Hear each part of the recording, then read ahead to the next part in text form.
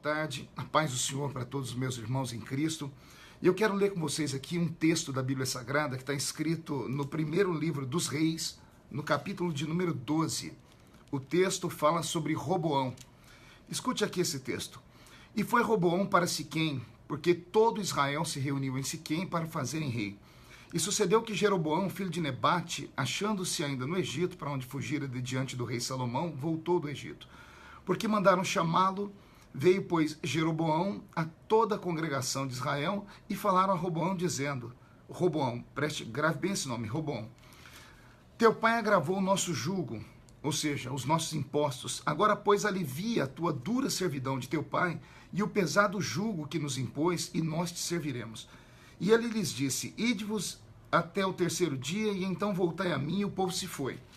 E teve o rei Roboão conselho com os anciãos que estiveram na presença de Salomão, seu pai, quando este ainda vivia, dizendo, como aconselhais vós como eu respondo a este povo?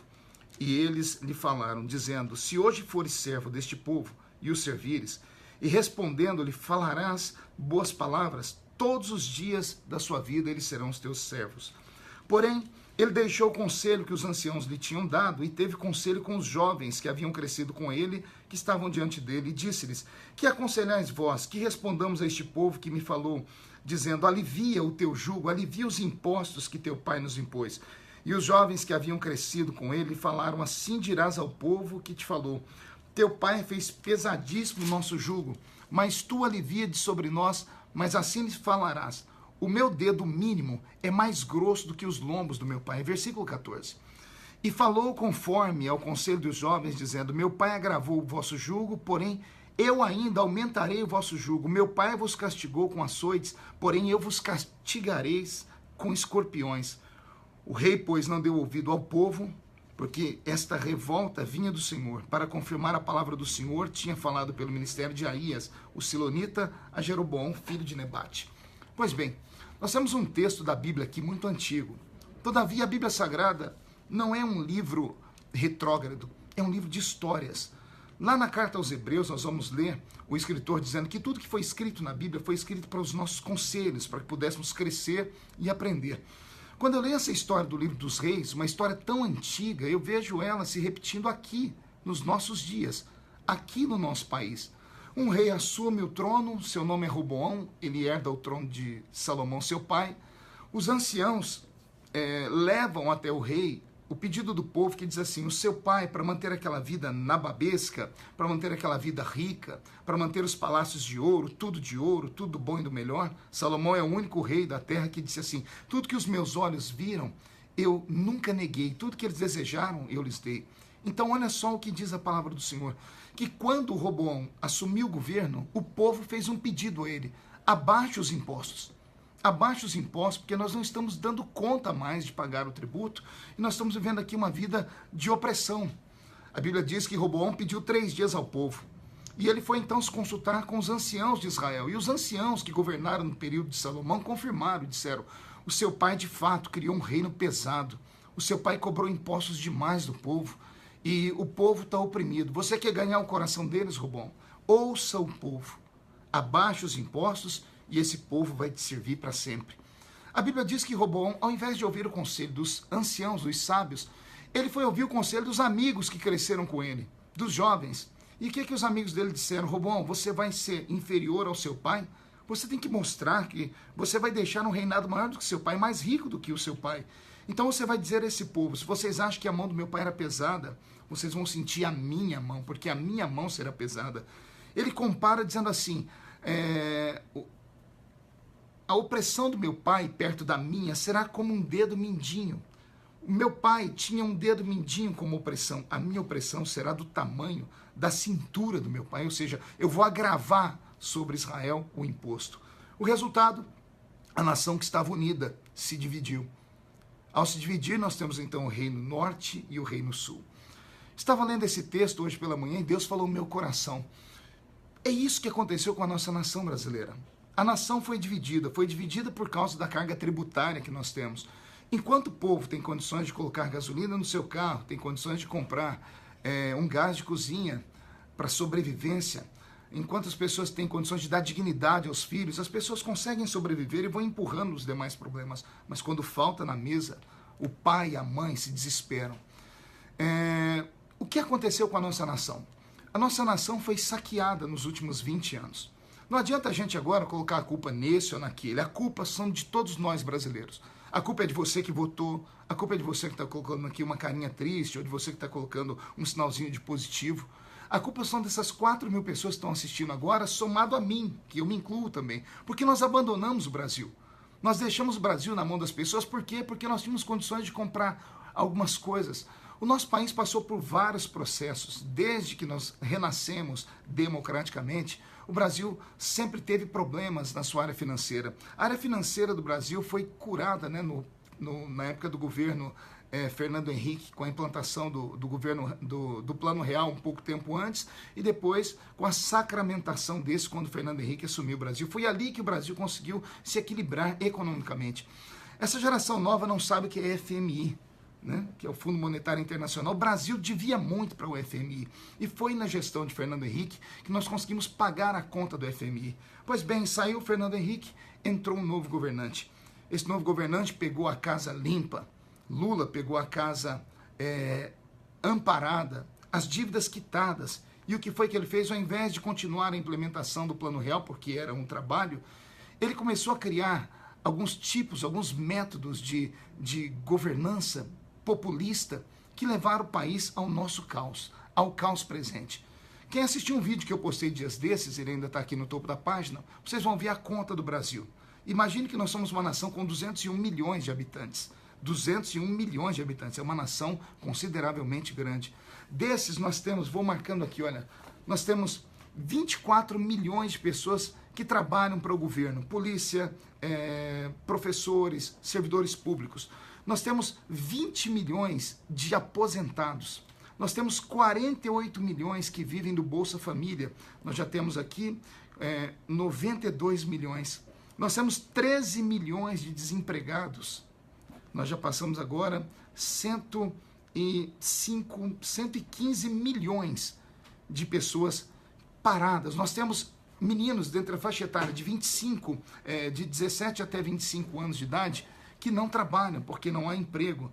Então nós temos aí mais 16 milhões, ou seja, nós temos 120 a 125 milhões de brasileiros que de alguma forma dependem do governo para sobreviver. E nós temos em contrapartida 78 milhões de brasileiros que trabalham. A pergunta que eu faço para você é: como é que 78 milhões trabalhando conseguem manter um país desse tamanho?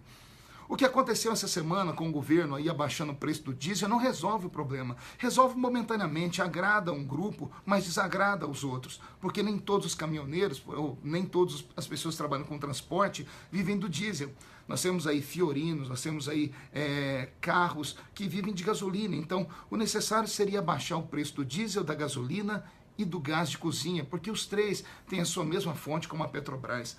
O problema do Brasil é esse. A gente tenta resolver as coisas na base do populismo, e se resolveu para aquele, ou se resolveu para mim, o terceiro que encontra a solução dele. Eu acabei de ver agora a Globo News, eu fiquei escandalizado. Um saco de tomate custando R$70, custava 20. Um saco de batata que custava R$30, R$40, está custando 300, quase R$500. Um pé de alface a R$7. A gasolina chegou a R$10 em alguns postos. E o que é isso? Ou senão, isso nada mais é do que o coração perverso de uma nação que não ama nem a si mesmo e nem o próximo. Como é que nós podemos abusar nesse momento, onerar o preço da comida, gêneros de primeira necessidade? Senhoras e senhores, eu sei que as pessoas vão falar: a culpa é do governo, a culpa é do político. A culpa é de toda a nação brasileira. Nós estamos doentes. Já tem pelo menos alguns anos que o Brasil deixou de lado a questão da moralidade. Já tem alguns anos que, se você falar em divórcio, se você falar de pessoas que têm orientação sexual, se você falar de pedofilia, se você falar de promiscuidade, se você falar de novelas pesadas, você é ridicularizado. Quando a nação colocou um pouquinho de dinheiro no bolso, ela esqueceu Deus. Quando o pobre conseguiu comprar uma geladeira, conseguiu colocar dentro de casa um micro-ondas e comprar o seu carrinho e tomar a sua cerveja, comer o seu churrasquinho, a nação simplesmente esqueceu aquilo que é mais profundo. O que é mais profundo, pastor? É a integridade de uma sociedade. A integridade de uma sociedade está na sua alma. E a alma do brasileiro está machucada. A alma do brasileiro está machucada por uma série de coisas. Se nós pegarmos aqui o reinado de Roboão, o problema lá não foi apenas impostos, não. Olha aqui no capítulo 14, no versículo 22, olha o que está escrito do livro de 1 Reis. E fez Judá, né, o reinado onde Roboão estava, o que era mal perante os olhos do Senhor. E com isso cometeram seus pecados. Provocaram os zelos mais do que a todos os seus pais fizeram, porque também eles edificaram altares, estátuas, imagens de Azera sobre o alto do alteiro e debaixo de toda a árvore verde.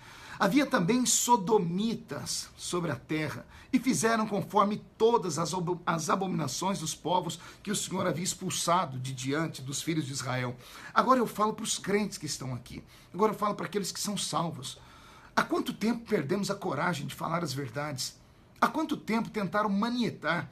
Alguns anos atrás, você sabe disso, foi cogitado no Brasil a questão de tirarmos textos da Bíblia, de promovermos um boicote à palavra, através de leis, como aconteceu na Suécia.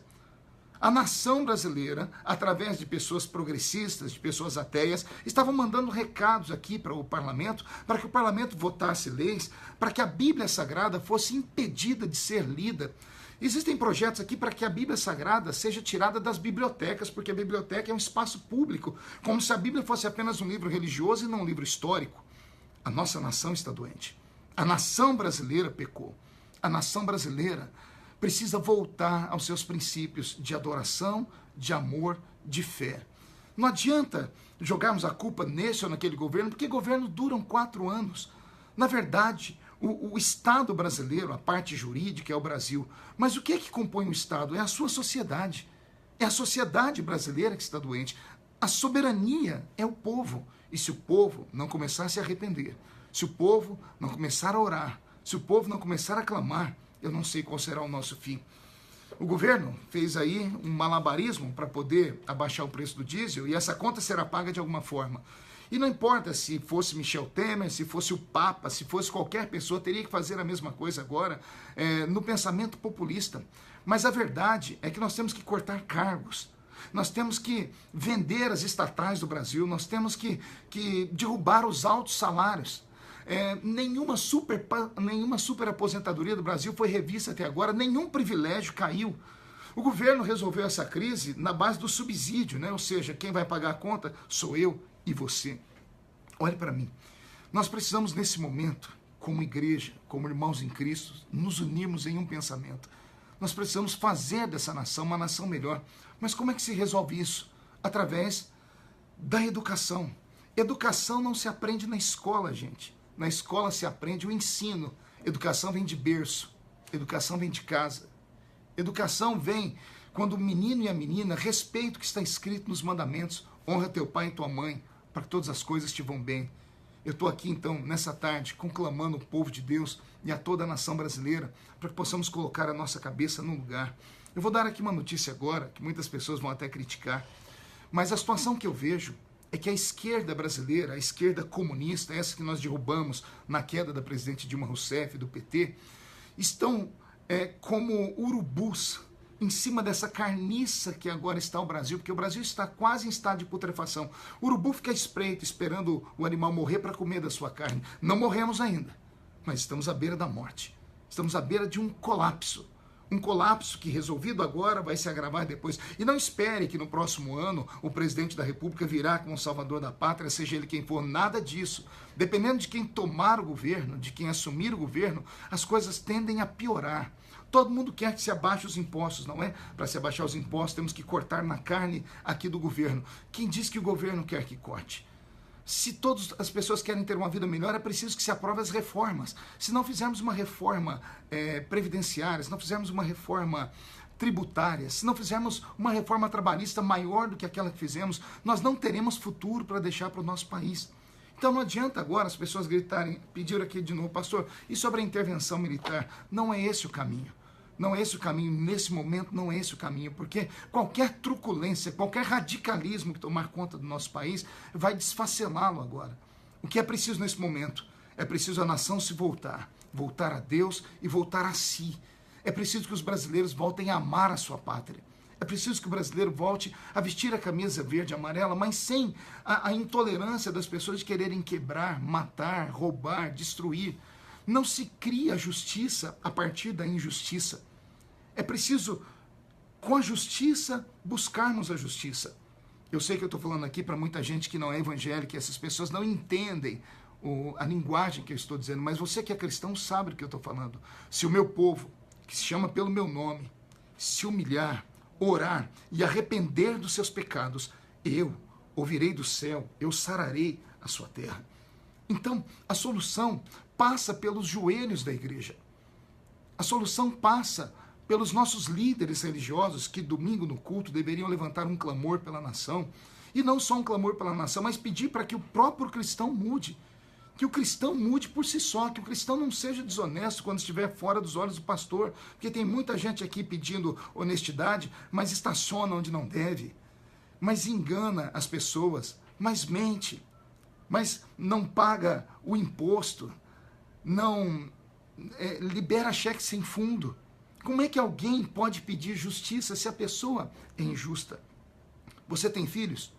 Algum dia você falou assim para o seu filho: olha, meu filho, se você passar de ano eu vou te dar uma bicicleta.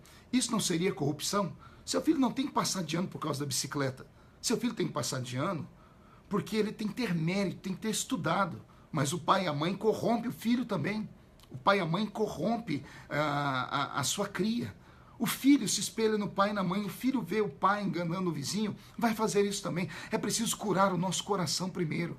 É preciso voltarmos aos princípios que foram nos dados pelos nossos pais. Quem nasceu na década de 60, 70 e 80 sabe o que eu estou falando. Princípio, pai e mãe, referência.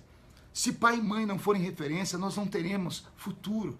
Nossos pais modernos deixaram os filhos na mão da babá eletrônica, que é a televisão.